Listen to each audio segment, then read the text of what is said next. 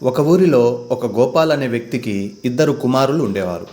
వారిలో పెద్ద అబ్బాయి పేరు సుమన్, రెండో అబ్బాయి పేరు ఈశ్వర్. గోపాల్ బట్టల వ్యాపారం చేసేవాడు. ఊరికి వెళ్ళి బట్టలు అమ్ముకుని జీవనం కొనసాగించేవాడు. అందులోనే తన ఇద్దరు పిల్లల్ని చదివించేవాడు. గోపాల్ భార్య కూడా అంత తెలివి కలిగింది కాదు.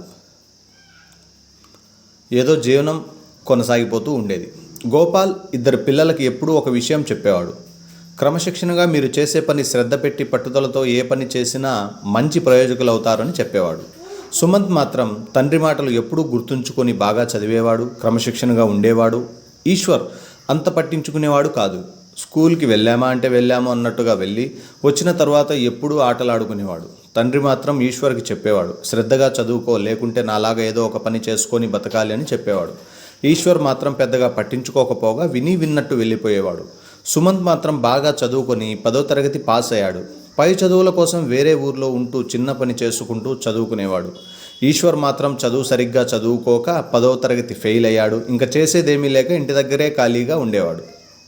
ఈశ్వర్ దృష్టిలో ఈశ్వర్ చాలా గొప్ప పని చేసినట్టు ఇంటి దగ్గరే ఉంటూ ఫ్రెండ్స్ అందరినీ చూసుకుంటూ అందరితో కలుస్తూ మాట్లాడుతూ వీలున్నప్పుడల్లా ఆడుకుంటూ ఇంతకంటే మంచి జీవితం ఏముంటుంది అని అనుకునేవాడు. సుమంత్ మాత్రం ఇవన్నీ వదిలేసి అతని పట్టుదల ఒక్కటే, మంచి జాబ్ సంపాదించాలి అనే ప్రయత్నంలో సుమంత్ బాగా చదివి మంచి మార్క్స్ తెచ్చుకొని మంచి జాబ్ సాధించాడు. జాబ్ వచ్చిన తర్వాత సుమంత్ తన సొంత ఊరికి వచ్చేశాడు. సుమంత్ కోసం ఈశ్వర్ బస్టాండ్కి వెళ్ళి సుమంత్ని ఇంటికి తీసుకొని వచ్చేటప్పుడు ఊర్లో వాళ్ళు, ఫ్రెండ్స్, చుట్టాలు, బంధువులు, తెలిసిన వాళ్ళు సుమంత్ని పలకరించే పలకరింపు చాలా విలువగా, ఆప్యాయంగా, గౌరవంగా పలకరిస్తున్నారు. ఈశ్వర్ని మాత్రం ఏరా మీ అన్నను చూసి నువ్వు ఇప్పటికైనా ఏదో ఒక తెలివి తెచ్చుకొని తీసేసేవారు. అది విని ఈశ్వర్కి మొదట్లో ఏమనిపించేది కాదు. కొద్ది రోజులకు సుమంత్కి సంబంధాలు కూడా వచ్చాయి. గొప్ప సంబంధాలు, ఆస్తిపరులు, మంచి ఉన్నత స్థాయిలో ఉన్నవాళ్ళు సుమంత్ కోసం వెతుక్కుంటూ వచ్చేవాళ్ళు. అన్నీ గమనించిన ఈశ్వర్కి సుమంత్ మీద అసూయ, ద్వేషం మొదలయ్యాయి. ఈశ్వర్ సుమంత్తో, ఊర్లో వాళ్ళతో, నాన్నతో, అమ్మతో ఎవరితో పెద్దగా మాట్లాడేవాడు కాదు. ఒంటరిగా చెరువు గట్టుకెళ్ళి బాధపడేవాడు. ఆలోచించేవాడు, చదువుకుంటే ఇంత విలువ ఉంటుందా? మంచి జాబ్ సంపాదిస్తే ఇంత గౌరవం ఉంటుందా? ఒక క్రమశిక్షణలో పెరిగితే ఇన్ని సంబంధాలు మన కోసం వస్తాయా? మా ఫ్రెండ్స్ అలా నాకు ఎప్పుడూ చెప్పలేదే. చెప్పి ఉంటే నేను చదువుకొని ఉండేవాడిని, నేను కూడా మంచి గొప్ప స్థాయిలో ఉండేవాడిని అని ఈశ్వర్ కంటనీరు పెట్టడం మొదలుపెట్టాడు. మనం ఆనందంగా, విలాసంగా గడిపిన రోజులన్నీ చాలా విలువైనవి. ఎప్పుడూ మనం ఏ పని చేయాలనో ఆ పని చేస్తేనే ఒక విలువ ఉంటుంది. పెద్దవారి మాట వింటే ఒక భవిష్యత్తు ఉంటుంది అని ఈశ్వర్ తెలుసుకున్నాడు. కానీ ఏం లాభం? రోజులు జరిగే కొద్దీ వయసు కూడా పెరిగిపోతూ ఉంది. నేను ఏ విధంగా అయినా గౌరవం సంపాదించుకోవాలి అని ఆలోచన చేశాడు. ఇంట్లో సుమంత్కి, నాన్నగారికి, అమ్మకు ఈ విషయం చెప్పాడు. నాన్న, నేను మా స్నేహితుడితో కలిసి సిటీ వెళ్తున్నాను, ఏదైనా పని చేసి డబ్బు సంపాదిస్తాను, ఖాళీగా ఉండలేకుండా ఉన్నాను అని కుటుంబీకులతో చెప్పాడు. అందరూ సంతోషపడ్డారు, సరే అని ఒప్పుకున్నారు. ఈశ్వర్ స్నేహితులతో కలిసి సిటీ వెళ్ళిపోయాడు.